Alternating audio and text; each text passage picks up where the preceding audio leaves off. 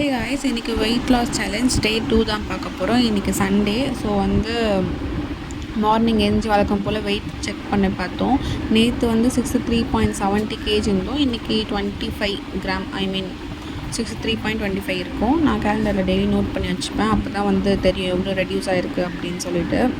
அதுக்கப்புறமேட்டு நம்ம எப்பயும் போல் வார்ம் வாட்டர் ரெடி பண்ணி அதை குடிச்சிட்டு இருந்தோம் ஒரு 7 மணி போல்.